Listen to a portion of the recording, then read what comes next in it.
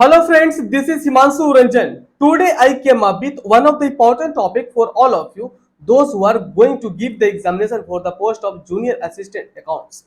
Today I came up with one of the important topic. Today topic is accounting. Accounting से किस type का questions आएगा? Today I came up with this type of MCQ. You can see. So in today's video I will discuss everything. Okay, तो आप video को last तक जरूर देखिएगा. I will discuss everything in today's video. Video को last तक जरूर देखना, आपको बहुत कुछ समझ आएगा और आपको कैसे एमसीक्यू को प्रिपेयर करना है, क्या करना है, बाकी जितना भी समय बचा है उसमें कैसे प्रिपरेशन करना है. So I will discuss everything in today's video. तो आप वीडियो को लास्ट तक जरूर देखिएगा. Okay, first of all I will tell you that go and check the description box of this video. From there you can see one link is there. By clicking that link you can join my telegram. Okay, from there Telegram से आपको मेरे classes से related important update मिलते रहता है. Okay, सो आप Telegram मेरा join कर लो. ओके, वीडियो के डिस्क्रिप्शन में जाओ और मेरा टेलीग्राम ज्वाइन कर लो. Okay, and one more thing is that कि you are preparing for this examination junior assistant accounts. अभी भी आपके पास एक दिन समय बचा है, तो अभी आपको जितना एमसीक्यू प्रैक्टिस करना है प्रैक्टिस करो, जितना एमसीक्यू हो सकता है प्रैक्टिस करो, क्योंकि आपका एग्जामिनेशन होने वाला है एमसीक्यू, तो आपको प्रैक्टिस करना चाहिए. एमसीक्यू जितना हो सकता है एमसीक्यू प्रैक्टिस करना है, प्रैक्टिस करो.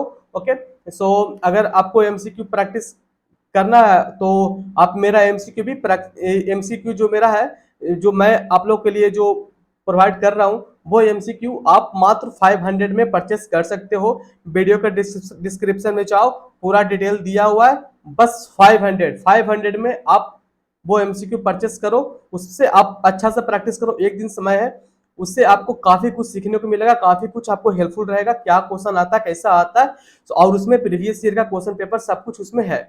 मतलब उसमें जो क्वेश्चन है उसमें प्रीवियस ईयर का क्वेश्चन पेपर भी जो आया था क्वेश्चन, तो उसमें एमसीक्यू उस टाइप का भी एमसीक्यू उसमें डाला हुआ है. ओके, सो उसमें बहुत सारे 2000 प्लस एमसीक्यू है.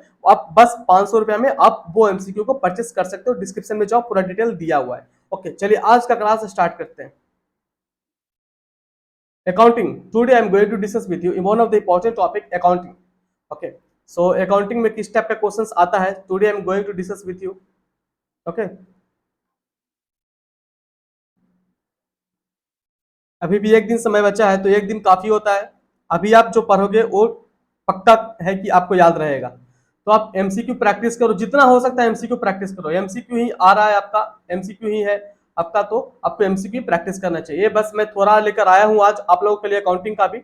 ओके, सो आपको पता चल सके क्या एमसीक्यू किस टाइप का आता है. ओके, और आपको बहुत सारे एमसीक्यू प्रैक्टिस करना है, तो डिस्क्रिप्शन में जाओ, पूरा डिटेल दिया हुआ है.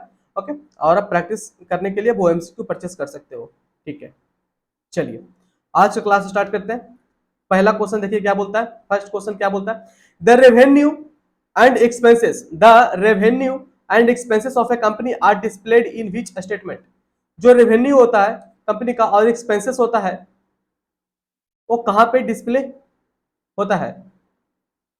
Okay, display in which statement, कौन सा स्टेटमेंट में डिस्प्ले होता है. ओके, तो ये जो डिस्प्ले होता है वो होता है इनकम स्टेटमेंट में. Okay, income statement that means किसको आप पीएल भी बोल सकते हो. ठीक है, तो इनकम स्टेटमेंट में डिस्प्ले होता है. The income statement display all the revenue and expenses of a company. Okay, second MCQ देखिए, पूरा मैं इसी तरह से एमसीक्यू आपको जो आप परचेस करोगे उसमें भी इसी तरह का एमसीक्यू है, पूरा एक्सप्लेनेशन के साथ बहुत अच्छा तरीका से बनाया हुआ है.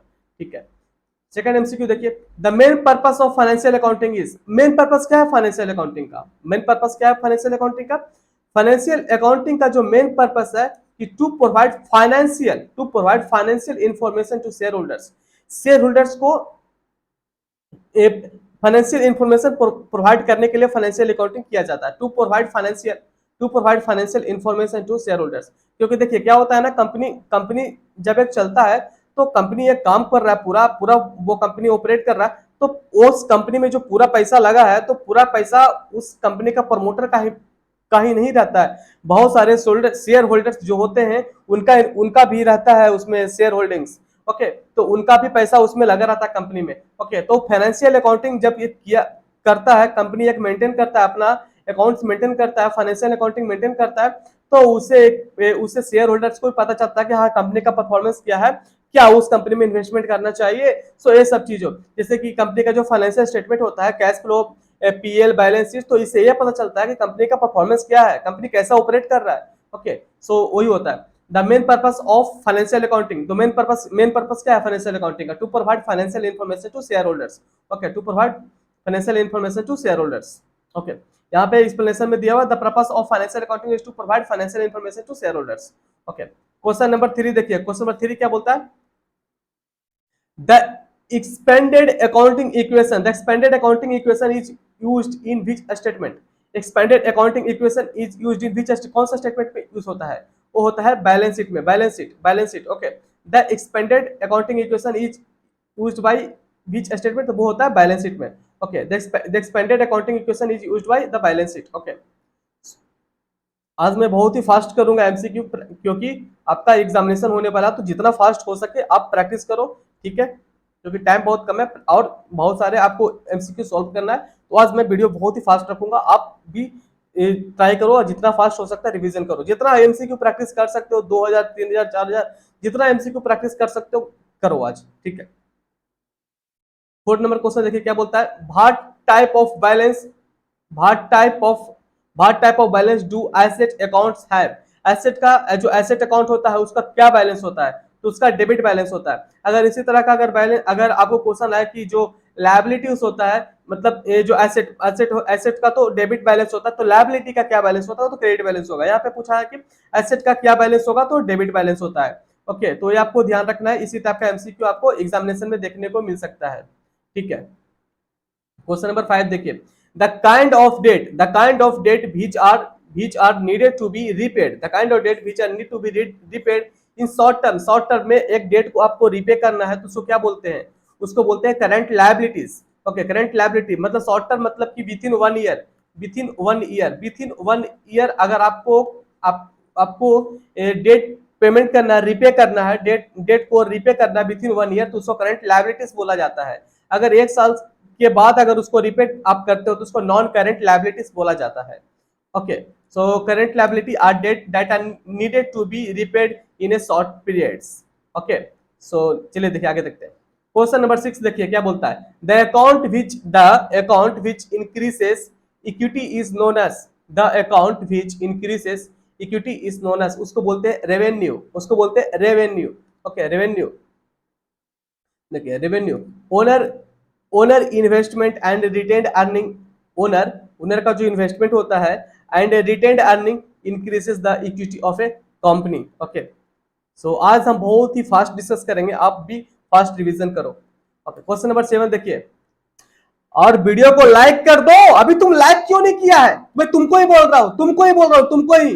खाली वीडियो देखता है, टुकु खाली वीडियो देखता है, लाइक करो। लाइक नहीं करता है, डेली इतना इंपॉर्टेंट वीडियो ला रहा हूँ तुम लोग के लिए, तुम लोग लाइक तक नहीं करते हो, वीडियो को शेयर तक नहीं करते हो, चैनल को तो सब्सक्राइब कर दो। इसी चैनल से तुमको इतना कुछ सीखने को मिल रहा है, कोई आपको यूट्यूब, पूरे यूट्यूब पे सिर्फ मैं ही हूँ जो आप लोग के लिए इतना यूट्यूब पे वीडियोस ला रहा हूँ डेली का डेली आपको प्रैक्टिस करने के लिए। पर तुम लोग क्या हो, कहता हूँ लाइक करो, वीडियो को लाइक नहीं करते हो, कहता हूँ चैनल को सब्सक्राइब कर लो, तुम लोग का लिए भी बहुत ज्यादा हेल्पफुल है। चैनल को सब्सक्राइब नहीं कर रहे हो, शेयर नहीं कर रहे हो वीडियो को, अरे शेयर करो, चैनल को सब्सक्राइब करो, वीडियो को लाइक करो, और कितना बोलूं। चलो आगे देखो, क्वेश्चन नंबर 7 क्या बोलता है? What are the long term assets which do not have any physical existence? कौन सा ऐसा लॉन्ग टर्म एसेट्स है जिसका फिजिकल एग्जिस्टेंस ही नहीं है? वो होता है इंटेंजिबल, मतलब इंटेंजिबल, जैसे उसमें गुडविल, पेटेंट, कॉपीराइट, सो ये सब जो होता है ना, उसमें क्या होता है ना कि इंटेंजिबल होता है, वो दिखता नहीं है पर होता है, दिखता नहीं है पर होता बहुत कुछ है। ओके, सो होता है उसका answer intangible. Okay, intangible asset क्या होता है? Intangible asset having no physical existence. Intangible asset को कोई देखता नहीं है, दिखा नहीं जाता है, फिर उसको फील किया जाता है। ओके, फिर इसका एग्जांपल क्या है? Goodwill, brand, recognition, patent are known as intangible. जैसे गुडविल, बड़े कंपनी है, बड़े जो कंपनी है उसका गुडविल इतना है कि उसका, अच्छा इस कंपनी का प्रोडक्ट खरीदा है तो बेस बात अच्छा होगा, इस कंपनी का प्रोडक्ट अच्छा ही होगा। तो गुडविल बहुत ही बड़ा इंपॉर्टेंट रोल प्ले करता है, वो दिखता नहीं है पर होता जरूर है। समझे बात को? इसी तरह से ब्रांड वगैरह है सब। ओके, चलो आगे देखें, क्वेश्चन में रीड देखिए क्या बोलता है? What is the supporting what are the supporting evidence in a business transaction called, जो सपोर्टिंग एविडेंस होता है बिजनेस ट्रांजैक्शन में उसको क्या बोलते हैं, उसको वाउचर बोला जाता है। वाउचर नॉर्मल से आप बात है सर, नॉर्मल से बात है, वाउचर बोला जाता है सब, तो आपको भी पता होगा। Voucher are a proof, voucher एक प्रूफ करता है, voucher are proof that a business transaction has taken place. Okay चलो आगे देखो। अरे बड़ा पढ़ाई करो तन्ना, क्या मतलब थक थक के क्यों पढ़ रहे हो, एकदम स्पीड में पढ़ाई करो। चलो क्वेश्चन नंबर 9 देखो क्या बोलता है, the expenses profit and loss of a the profit and loss of an organization are recorded in which account. Okay the expenses the profit and loss of an organization are recorded in which account. जो expenses होता है ना वो कहां पे record होता है, वो रिकॉर्ड कहां पे होता है, वो पर्सनल रियल नॉमिनल कहां पे रिकॉर्ड होता है, वो होता है नॉमिनल अकाउंट में। नॉमिनल अकाउंट में देखो बता देता हूं, जितना भी इनकम एंड एक्सपेंसेस, जितना भी इनकम एंड एक्सपेंसेस जो होता है वो कहां रिकॉर्ड होता है, वो नॉमिनल के अंदर रिकॉर्ड होता है। ओके इनकम एंड एक्सपेंसेस सारा रिकॉर्ड होता है जो नॉमिनल में होता है। और रियल अकाउंट में क्या होता है, रियल अकाउंट में जो भी आप एसेट्स वगैरह खरीदते हो ना वो रियल अकाउंट में होता है। ओके तो यहाँ पे पूछा था कि एक्सपेंसेस कहां पे होता है, वो होता है नॉमिनल अकाउंट में। देखिए यहाँ पे लिखा है nominal account record all the transaction of a business for one physical year. Okay चलो आगे देखो। अरे वीडियो का लाइक करो, वीडियो का लाइक नहीं करता, खाली वीडियो देखता है टुकुर टुकुर। आगे देखो क्वेश्चन नंबर 10 देखो, क्वेश्चन नंबर 10 क्या बोलता है, क्वेश्चन नंबर 10 क्या बोलता है, which person owes an amount to a business organizations for buying goods and services on a credit basis, credit basis। okay उसको बोलते हैं debtor. okay which person owes an amount to a business organization for buying goods, उधार में खरीदता है, उधार में, तो उसको बोलते हैं डेटर। ओके डेटर जो उधार में खरीद रहा है कंपनी से, बिजनेस से, तो उसको बोलता है debtor. Debtor are the person who owes an amount to business organisation for buying goods and service on credit basis.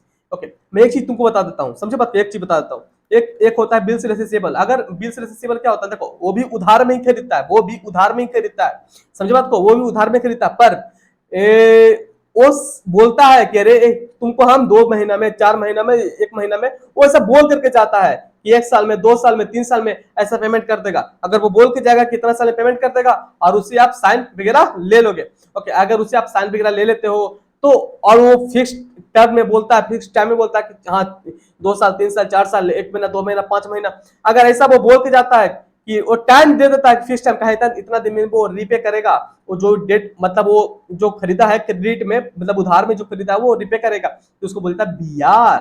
B R मतलब bills receivable. Okay bills receivable. वही अगर तुम खरीदोगे उधार में, अगर तुम ही खरीद रहे हो उधार में, तो तुम तो सामने वाला पार्टी के लिए तुम क्रेडिटर हुए, और तुम अगर बोल दिए कि हाँ इतना दिन पेमेंट करोगे तो तुम उसके लिए बिल्स पेबल हुए। ओके तो ये होता है, मतलब तुम बिल्स पेबल हुए, क्रेडिटर हुए। अगर तुम किसी को बेच रहे हो तो तुम्हारा डेटर हुआ, तुम्हारा बिल्स रिसीवेबल हुआ। अगर तुम खरीदे तो तुम क्रेडिटर, तुम बिल्स पेबल। ओके चलो आगे देखो, इतना जल्दी जल्दी मैं बता रहा हूँ, पूरा दम इसको खोल के रखो और समझो। VNR balance sheet prepare, balance sheet को कब प्रिपेयर किया जाता है, ऑब्वियस बात है, बैलेंस शीट को तो 1 साल पे प्रिपेयर किया जाता है ना, आपको पता होगा।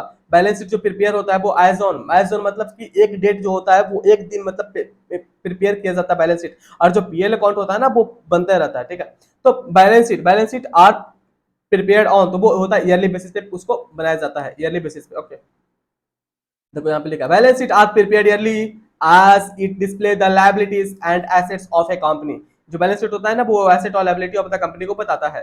ओके चलिए क्वेश्चन नंबर 12 देखिए क्या बोलता है। क्वेश्चन नंबर 12 बोलता है what is activity ratio. Activity ratio क्या होता है, एक्टिविटी रेशियो क्या होता है, चलो एक्टिविटी रेशियो देख लो।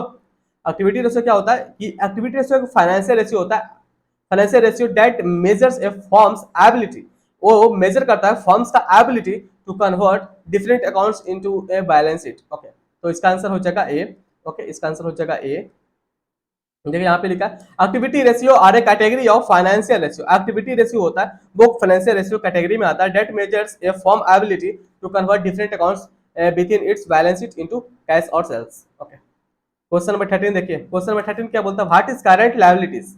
What is current liability, current liability क्या होता है, करंट लायबिलिटी जो आप यहाँ पे देखो लिखा company short term financial obligation that are due within 1 year, 1 साल के अंदर आपको रिपेमेंट करना है, ठीक है। Company short term financial obligation that are due within 1 year और within normal operating cycle, within 1 year और नॉर्मल ऑपरेटिंग साइकिल के अंदर आपको रिपेमेंट करना है। आप किसी चीज को उधार में खरीदे थे और वो आपके लिए करंट लायबिलिटी है और उसको विद इन 1 ईयर आपको रिपेमेंट करना है, तो वो करंट लायबिलिटी बोला जाता है। ओके, तो इसका आंसर हो जाएगा C, company short term financial obligation that are due within 1 year और within a normal operating cycle. Okay, current liability are a companies short term financial obligation that are due within 1 year or within a normal operating cycle। Okay, question number 14 देखिए, 14 क्या बोलता है कि what is an operating cycle. Operating cycle होता क्या है? Operating cycle क्या होता है कि the time it takes a company to buy goods and sell them and receive cash from the sale of such goods. Company देखो, company raw material खरीदता है, रॉ मटेरियल से वो फिनिश्ड गुड्स बनाता है, फिर उसको सेल करता है। तो पूरा जो प्रोसेस होता है, जिस समय वो रॉ मटेरियल खरीदा, जिस टाइम वो रॉ मटेरियल खरीदा, ठीक है, और उसको वो रॉ मटेरियल से कुछ बनाया, फिर उसके बाद बेचा, तो पूरा जो टाइम जितना जो लगता है वो ऑपरेटिंग साइकिल होता है। समझे बात को? तो यहाँ पे लिखा था time it takes a company to buy goods, sell them and receive cash from the sale of such goods. Okay, यहाँ पे पूरा एक्सप्लेनेशन दिया हुआ कि an operating cycle refers to the time it takes a company to buy goods, sell them, and receive cash from the sale of such goods. In other words, it's how long it takes a company to turn into inventory into cash। Inventory जो खरीदा मतलब एक बार stock जो खरीदा, raw material stock खरीदा, तो उसके बाद कैश में उसको कन्वर्ट मतलब उसको बना करके फिनिश गुड्स बना करके उसको जो बेचा, फिर वो जो कितना जो टाइम लगा उसमें, तो वो ऑपरेटिंग साइकिल होता है। The length of operating cycle is dependent upon the industry. वो भी ऐसी बात है ना, ये तो हर इंडस्ट्री का अलग अलग ऑपरेटिंग साइकिल हो सकता है। हर चीज को बनाने में तो सेम टाइम नहीं लगता ना, हर चीज को बनाने में अलग अलग टाइम लगता है। ओके, चलो आगे देखते हैं।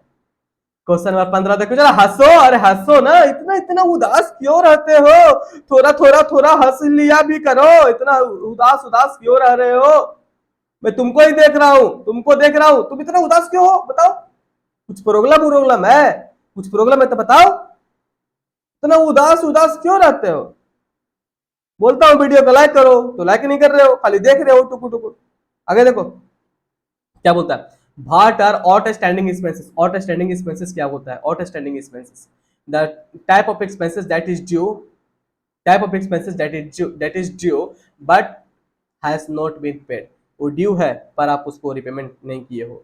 ठीक है, तो क्वेश्चन इसका जो ऑप्शन है सी है, type of expenses that is due but has not been repaid. पूरा डिटेल यहाँ पे एक्सप्लेनेशन दिया हुआ है।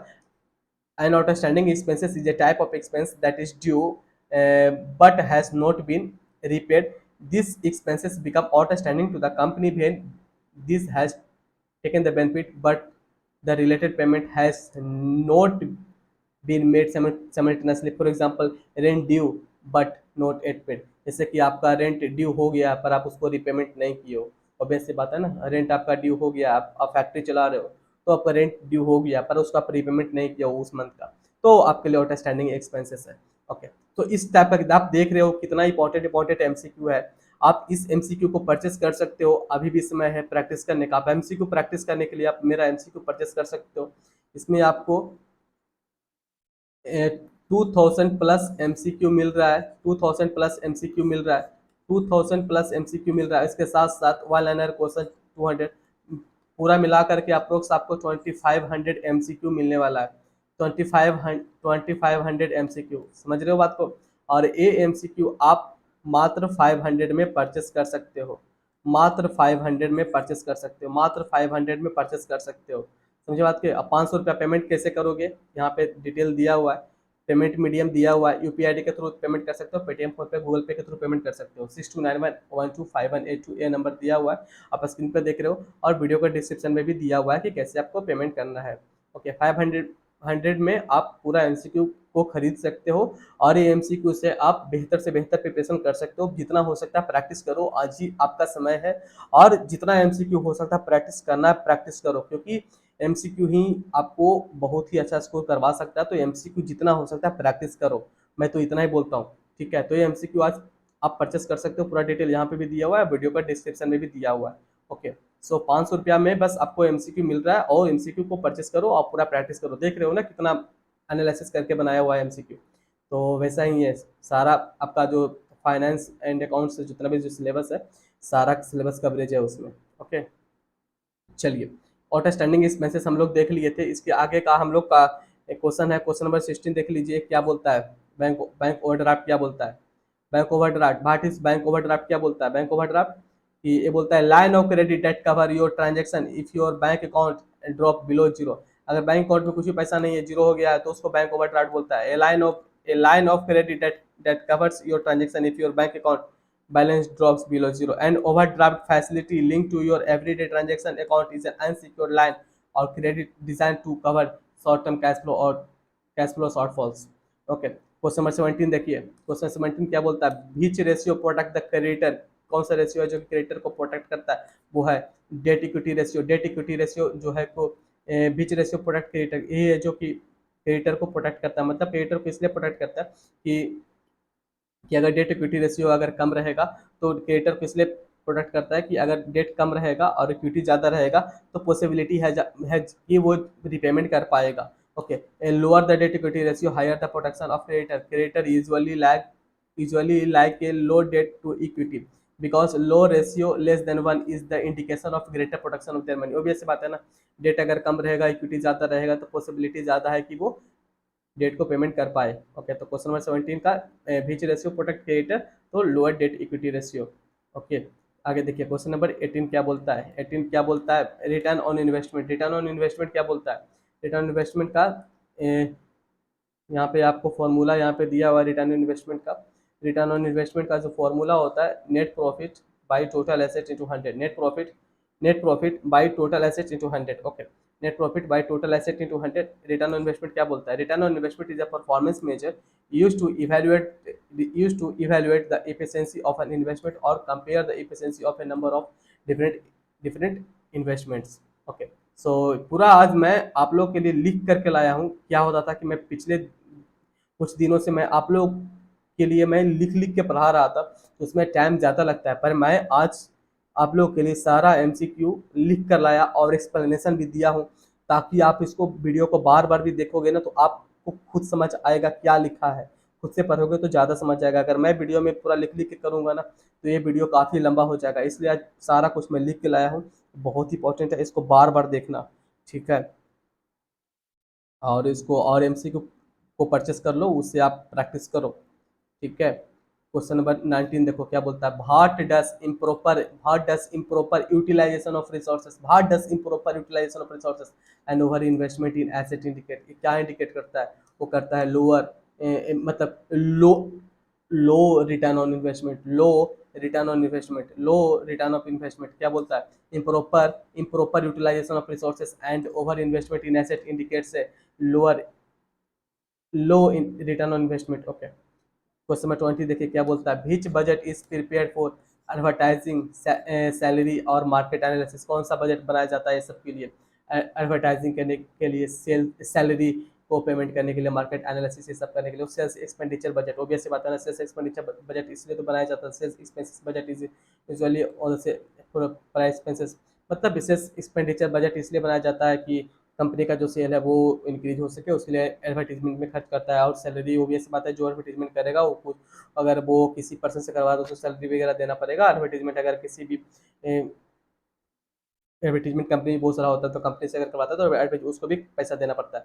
ओके, तो उसको बोलता है sales expenditure budget. Okay, question number 21, तुम लोग से ज़्यादा स्पीड मैं आज पढ़ा रहा हूँ, तुम लोग से ज़्यादा स्पीड मैं आज पढ़ा रहा हूँ। तुम लोग पढ़ नहीं रहे हो उतना स्पीड से जितना स्पीड मैं पढ़ा रहा हूँ।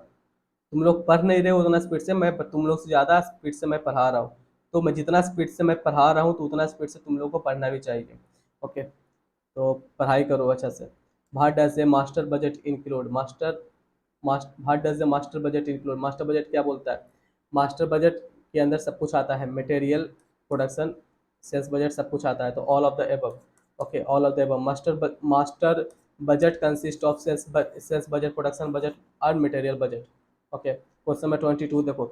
हाँ, एक चीज़ और बता दूँ, मैं बहुत सारे यूट्यूब पे वीडियोस डाल दिया हूँ, आप नहीं देखे हो तो देख लो। इनकम टैक्स का वीडियो है, कॉस्टिंग का वीडियो है, ऑडिटिंग का वीडियो है, बिजनेस लॉ का वीडियो है। Many videos I am already uploaded in my YouTube channel.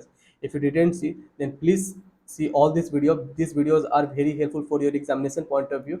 Today I'm come with one of the important topic, this is accounting। और इसलिए मैं आज जो टॉपिक लेकर आया हूँ इसके लिए मैं पूरा आपके लिए लिख करके लाया हूँ, इसलिए वीडियो में आज इतना स्पीड में पढ़ा रहा हूँ। क्योंकि मुझे पता है कि आप लोगों के पास टाइम बहुत कम है। So today I am just explaining the questions and telling you the answer, what will be the answer. Okay, क्योंकि मुझे पता है कि एग्जामिनेशन आपको बहुत ही ज़्यादा नज़दीक आ गया, टाइम बहुत कम है, तो ज़्यादा एक्सप्लेनेशन आज मैं नहीं दे रहा हूँ। इसके पीछे का रीज़न यह है कि अगर मैं एक्सप्लेनेशन ज़्यादा लंबा देने लगूँ तो वीडियो बहुत लंबा हो जाएगा। एंड टुडे आपको क्या करना है, बस एमसीक्यू को देखना है, उसका आंसर देखना है और इतना। और बाकी एक्सप्लेनेशन, उसके बारे में नॉलेज तो मिलते रहेगा, उसके लिए बहुत समय है।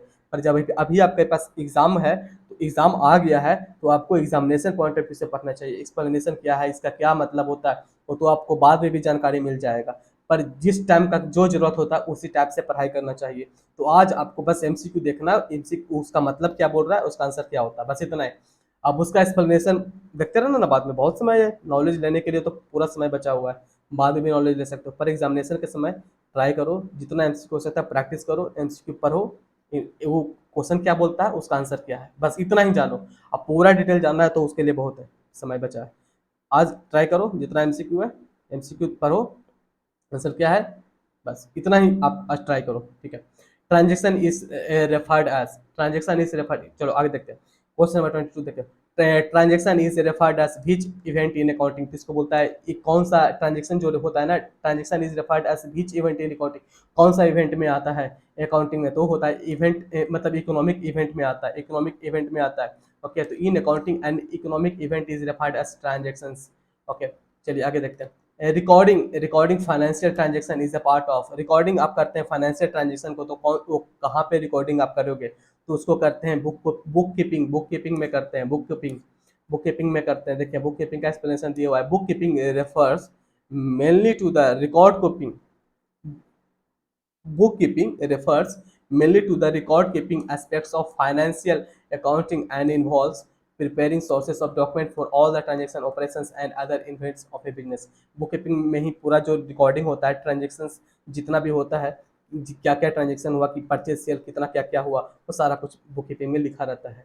ओके, चलिए नेक्स्ट देखते हैं। Examining of financial information refers to, financial information को जो एग्जामिन कौन करता है, कैसे करते हैं, कैसे करता है, वो होता है ऑडिटिंग, ऑडिटिंग से। और वैसे बात है, जो फाइनेंशियल अकाउंटिंग बनाता है तो उसको चेक कौन करता है, उसका, और जो ऑडिटिंग, जो ऑडिटर होता है वो चेक करने आता है, तो वो ऑडिट करता है। ऑडिट मतलब चेक करता है कि वो जो कंपनी वाले जो खुद का जो अकाउंट्स, खुद का जो अकाउंटिंग, जो फाइनेंशियल अकाउंटिंग, जो फाइनेंशियल स्टेटमेंट जो बनाया वो क्या वो सही बनाया है, उसका जो चेक करता है, तो उसको चेकिंग को ही बोला जाता है auditing is defined as the non-site verification activities such as inspections of examination process or quality system to ensure compliance to requirement। मतलब जो सारा फॉर्मेलिटीज वगैरह जो compliances होता है, मतलब लॉ जो भी बोलता है, और चाहे जो भी फाइनेंशियल स्टेटमेंट जो बनाया है, सो एवरीथिंग करेक्ट बनाया है, तो वो सब चेक करता है, तो उसको बोलते हैं ऑडिटिंग। और चलिए नेक्स्ट क्वेश्चन देखते हैं। Who is an external users of financial statement, external users कौन है, एक्सटर्नल यूजर्स क्रेडिटर है, एक्सटर्नल यूजर्स मतलब, एक्सटर्नल यूजर्स मतलब बाहर वाले कौन है, बाहर वाले क्रेडिटर हैं, बाहर वाले कौन है, बाहर वाले क्रेडिटर हैं। अच्छा, चलो, मैं कितना रफ्तार में बोल रहा हूँ, तुम देख रहे हो मैं कितना रफ्तार में बोल रहा हूँ, तुम इतना रफ्तार से पढ़ क्यों नहीं रहे हो, पढ़ो रफ्तार से। अब वीडियो को लाइक करो, मैं देख रहा हूँ तुम लाइक नहीं कर रहा है, मैं तुम्ही को बोल रहा हूँ, तुम लाइक क्यों नहीं कर रहा है, बताओ तो, लाइक करो ना। चलो, हु इज एन एक्सटर्नल, देखो मैं बता रहा हूँ, लाइक इसलिए करने बोलता हूँ ना, देखो क्या होता है ना, यूट्यूब पे आप जितना वीडियो को लाइक करते हो ना, वीडियो का उतना ही रीच बढ़ता है, बस इसलिए मैं बोलता हूँ, क्योंकि क्या है कि एग्जामिनेशन है आप लोगों का। सो आप वीडियो को अगर लाइक करोगे तो और भी वीडियो एक्सपैंड करेगा, वीडियो और भी लोगों के पास जाएगा, तो और भी लोगों को हेल्प होगा।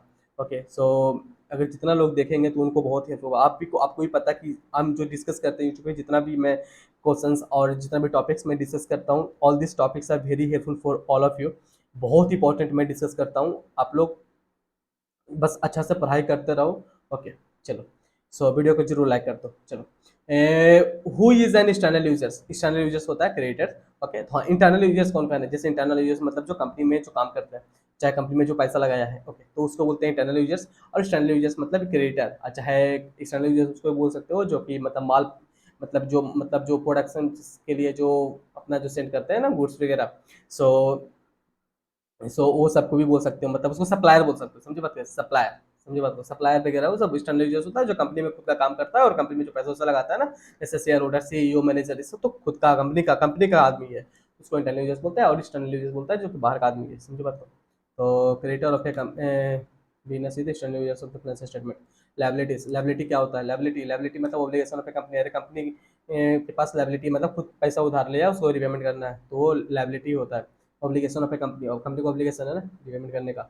Liability are defined as a company legal financial debt और obligation that arise during a course of a business operations. चलिए, इनकम क्या होता है? What is an income? Income क्या होता है? इनकम क्या होता है? the revenue of a business earn the revenue a business earn from selling its goods and services। जब कंपनी अपना गुड्स और सर्विसेज बेच करके जो पैसा कमाता है वो रेवेन्यू होता है, मतलब वो रेवेन्यू होता है। ओके, और वो सेल करता है, और जितना जो एक्सपेंसेस होता है दोनों में, जितना रेवेन्यू जनरेट कर पाया कंपनी और जितना वो एक्सपेंसेस किया, तो जो दोनों के बीच जो डिफरेंस होता है वो इनकम होता है, समझे बात को। मतलब कि रेवेन्यू मतलब क्या होता है? रेवेन्यू मतलब होता है सेल, समझे। सेल किया, सेल किया और कितना उसको एक्सपेंसेस लगा था बनाने में, तो जो डिफरेंस होगा वही ना इनकम होगा। चलो आगे देखो, ये क्या बोलता है? An asset possessed by the business, an asset possessed by the business should be shown in which part of the balance sheet. An asset possessed by the business should be shown in which part of the balance sheet. Obvious बात है, उसको an asset possess तो asset है तो asset side ही show करेगा। Okay, so an asset possessed by the business would be shown in the asset part of the balance sheet। okay, ये देखिए क्या बोलता है? What is the common characteristics of all the assets owned by the company। Okay, तो obvious सी बात है, जो asset होता है ना उसका कॉमन कैरेक्टरिस्टिक्स यही होता है, वो फ्यूचर इकोनॉमिक बेनिफिट देता है। एसेट एक बार आप खरीद लेते हो तो वो सालों सालों सालों तक वो अपना इकोनॉमिक बेनिफिट देते रहता है। ओके, तो ये बोलता है future economic benefit are the most important characteristics that all the asset of business have। सो सबसे इंपॉर्टेंट कैरेक्टरिस्टिक्स यही होता है एसेट का, कि बेस्ट बात है कंपनी में अगर एक मशीनरी चाहे कोई भी प्लांट वगैरह खरीद लेता है तो सालों सालों वो इकोनॉमिक बेनिफिट देते रहता है। ओके, आंसर सी हो जाएगा। ओके, सो और देखिए, ये देखिए क्या बोलता है? Capital plus liability, capital plus liability इसका तो क्या होता है? एसेट। ओके, एसेट इसका तो कैपिटल प्लस लायबिलिटी होता है। ओके, सो इंपॉर्टेंट है, बहुत इंपॉर्टेंट है। इस टाइप का एमसीक्यू आपको एग्जामिनेशन में देखने को मिल सकता है। This is the fundamental accounting equation, और इसको मतलब इसको फंडामेंटल अकाउंटिंग इक्वेशन ही बोलते हैं। This are the fundamental accounting equation, also called balance sheet equation ही बोलते हैं, represent the relationship between asset liability and owner equity of a person और बिजनेस। सो ये हो गया asset is to liability discuss. चलिए, ये देखिए क्वेश्चन नंबर 24 क्या बोलता है? व्हाट है ड्राइंग? ड्राइंग क्या होता है? ड्राइंग मतलब ओनर है ना, खुद का पैसा उठाया, मतलब उधार लिया, मतलब उठा करके अपना खुद का पर्सनल यूज के लिए लाया, जो ओनर है। ठीक है, money money that is taken from the business account for personal use. जो ओनर है ना, कंपनी का जो ओनर है, समझे बात को, जो कंपनी का ओनर है, तो कंपनी से कुछ पैसा निकाला, ठीक है, उसी का पैसा है ना, तो वो कुछ पैसा वहाँ से निकाला, वो अपने पर्सनल यूज करने के लिए। ठीक है, तो होता है ड्राइंग। ठीक है, drawing in account is the record kept by the business owner or accounted that shows how much money that is withdrawn by the business owner। Okay, तो वो ड्राइंग होता है जो ओनर खुद का ही पैसा है उस निकालता है तो पर्सनल यूज़ के लिए, तो वो ड्राइंग होता है, उसको ड्राइंग बोला जाता है। ओके, सो अभी बहुत ही कम समय बचा है, जितना भी समय बचा है ना उसको आप फुली यूटिलाइज करो, फुली यूटिलाइज करो, पूरा पढ़ाई करो, जितना भी समय बचा है बस पढ़ते रहो। जितना भी समय बचा है ना पूरा पढ़ते रहो, पूरा पढ़ते रहो, मैं इतना ही बोलता हूँ, पूरा पढ़ाई करो। और समय बहुत कम है, पर प्रैक्टिस आपको करो, बहुत प्रैक्टिस करो, जितना हो सकता है एमसीक्यू प्रैक्टिस करो। आपको आज बस एमसीक्यू प्रैक्टिस करना है, जितना एमसीक्यू प्रैक्टिस कर सकते हो आज प्रैक्टिस करो, समझे बात को। आज जितना एमसीक्यू प्रैक्टिस कर सकते हो प्रैक्टिस करो, मैं तो बस इतना ही बोलता हूँ। आज एमसीक्यू प्रैक्टिस करो जितना हो सकता है। लगभग 2500 प्लस एमसीक्यू तो हम प्रोवाइड कर रहे हैं आपको, वो एमसीक्यू से आप प्रैक्टिस करो। ये एमसीक्यू आप खरीद सकते हो मात्र 500 में। ओके, 500 में एमसीक्यू खरीद लो और प्रैक्टिस करो। ठीक है, इससे बहुत ही ज़्यादा आपके लिए हेल्पफुल होगा। जितना एमसीक्यू प्रैक्टिस करोगे उतना ही ज़्यादा आपको कॉन्फिडेंस आएगा। ठीक है, तो जितना हो सकता है एमसीक्यू प्रैक्टिस करो, मैं तो इतना ही बोलूँगा। और सारा पेपर पे इक्वल इंपॉर्टेंस दो। ठीक है, सारा पेपर पे इक्वल इंपॉर्टेंस दो। ओके, तो आज वीडियो यहाँ तक रखते हैं। वीडियो अच्छा लगा होगा तो वीडियो को लाइक कर देना, वीडियो को लाइक जरूर करना। ठीक है, और वीडियो को शेयर कर देना। Most important, please subscribe my channel. Thank you.